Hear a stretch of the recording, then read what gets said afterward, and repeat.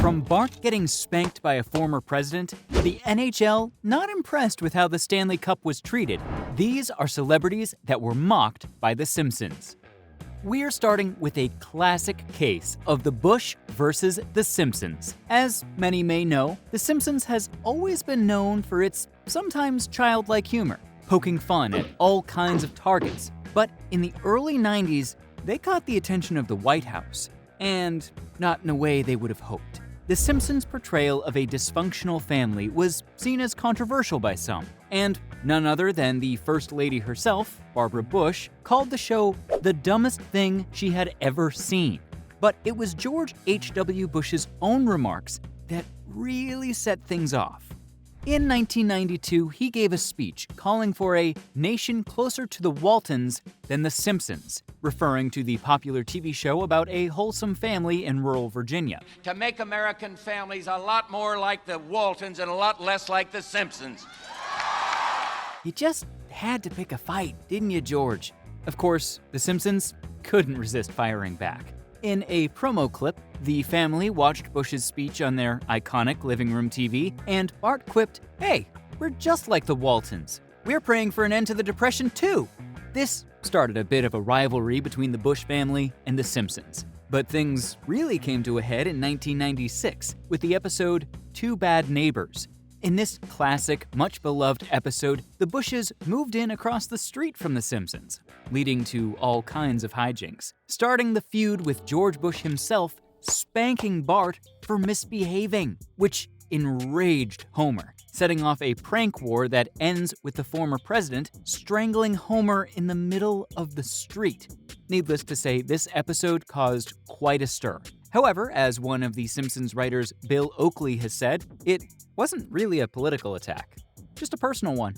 The episode was meant to poke fun at Bush's crotchetiness and his old-fashioned parenting style. Whether or not Bush ever saw the episode is unclear, but it's safe to say he wouldn't have appreciated it. All right, mister. You want trouble, you're gonna get trouble. Another celebrity who definitely didn't appreciate being mocked by The Simpsons, or more accurately, imitated by them, was a gangster movie legend, Frank Severo. Severo has had roles in some of the biggest gangster movies of all time, including Goodfellas and The Godfather. Not a bad resume. And was convinced that The Simpsons ripped off his likeness for one of their characters. Specifically, Severo claims that Louie, one of Fat Tony's henchmen, is based on his Goodfellas character, Frankie Carbone. Where did that come from? Whoa! Severo ended up filing a $250 million lawsuit against Fox Television Studios in 2014, claiming that the use of his likeness caused a loss of likeness, and that he had been living next door to writers from The Simpsons who based the character on him. However, the court didn't see it that way. They found that the character didn't sufficiently resemble Severo and that it was a parody of multiple mob characters, not just Carbone. They also noted that even if it had been based on Severo, it would still be protected under the First Amendment's parody laws. Severo appealed the decision, but 4 years later, got the same result. Unlucky, Frankie. So it seems that The Simpsons were in the clear, legally at least. Did he have a point? Or was Severo just looking for an easy buck? Regardless if you thought Severo had a point or not, he wasn't the first, or the last, to accuse The Simpsons of stealing their likeness and mock them. But what happens when someone tries to turn the tables on The Simpsons? Well, you get Seth MacFarlane, in the form of Family Guy. When The Simpsons premiered in 1989, it made news as the first primetime animated show since The Flintstones in 1960 to 1966. But success really does breed imitation. So, after the show put Springfield on the map, audiences were flooded with an onslaught of adult-targeted evening cartoons, many of which failed and went bust. But one that picked up speed and kept rolling was Seth MacFarlane's Family Guy.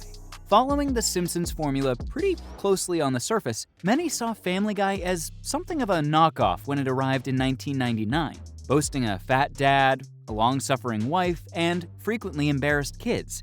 Wow, Seth, you could have at least tried to make it a little less obvious. Eventually, Seth MacFarlane's creation would establish its fan base as a much cruder and out-of-the-box show in terms of comedy, with the lines they were willing to cross and their willingness to go to darker places than The Simpsons ever would. The relationship seemed cordial at first, but some makers of The Simpsons apparently weren't fans of their sometimes Sunday evening companions, starting a long-running feud. It appeared to begin around Missionary Impossible, Season 11, Episode 15, when Betty White was depicted as hosting a telethon and begging viewers to help keep this crude, lowbrow programming on the air, as she stood next to a Family Guy logo. So if you don't want to see crude, lowbrow programming disappear from the airwaves... It would continue across 9 Simpsons episodes, from minor references, with Mr. Burns uttering Stewie Griffin's catchphrase, "What the deuce," in Season 23, to major put-downs in Treehouse of Horror 13. Homer creates an army of clones, with viewers seeing that one is Peter Griffin, taking a shot at Family Guy's originality, or lack thereof. But Family Guy wasn't one to not engage in a tit-for-tat. For their part, Family Guy shot back, including one vicious gag MacFarlane devised that had Quagmire having sex with Marge Simpson and then murdering the entire family. Get off my wife! Oh my god! Oh my god! Jeez, could have been a little more subtle there, MacFarlane. All right. Nobody fire at Lois. She's scared. This incident may have put an end to the feud, at least publicly, after Fox cut the gag and reportedly told both sides to stop making fun of one another.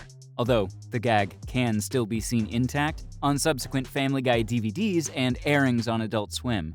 It seemed the Simpsons crew was divided over how seriously to take the feud. Gene said to Underground Online that Family Guy should be more original, claiming he recognized specific gags they had stolen. South Park creator Trey Parker said that the Simpsons crew sent him flowers for mocking Family Guy even more viciously than they ever had in South Park's episode Cartoon Wars. But Groening ultimately stated that the rivalry is very affectionate. As for MacFarlane, he told Rolling Stone in 2012 that he felt ostracized in his early career. So it's easy to see why he kept up his side of the battle. The feud may have simmered down in recent years, but it's clear that the competition between The Simpsons and Family Guy will forever be part of the animated television landscape. Another feud that The Simpsons couldn't help but continue was a much more unlikely pairing.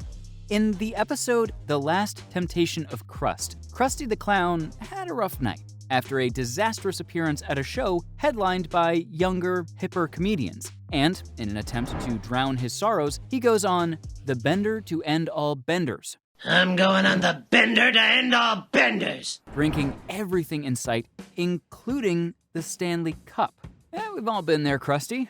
Well, yeah, maybe not the Stanley Cup part, but you know what I mean. It was a hilarious bit, but not everyone was laughing. In 2014, it was reported that the National Hockey League had sent a strongly worded letter to The Simpsons creators after the episode aired in 1998. Mike Scully, who was the showrunner at the time, had this to say: "We did get a letter from the NHL after that episode, but I had a cool Fox lawyer who said, 'Don't worry about it, just throw it away.'" It's fair to say the lawyer didn't take the NHL's problem with the show seriously. This is probably why The Simpsons continued to desecrate the cup in future episodes, including the episode Viva Ned Flanders, Season 10, Episode 10, which showed the Stanley Cup in the hotel room after Homer and Flanders' night of drunken debauchery, and again in an opening couch gag of Homer Goes to Prep School, Season 24, Episode 9, showing the Stanley Cup transformed into Maggie. So, even though the NHL may not have liked the mocking of their prestigious trophy, it was clear The Simpsons had little care or worry when it came to showcasing the Stanley Cup in less than ideal situations. So, from the NHL disgusted with the treatment of their iconic Stanley Cup, to former President George H.W. Bush strangling Homer and spanking Bart, these were the celebrities that were mocked by The Simpsons.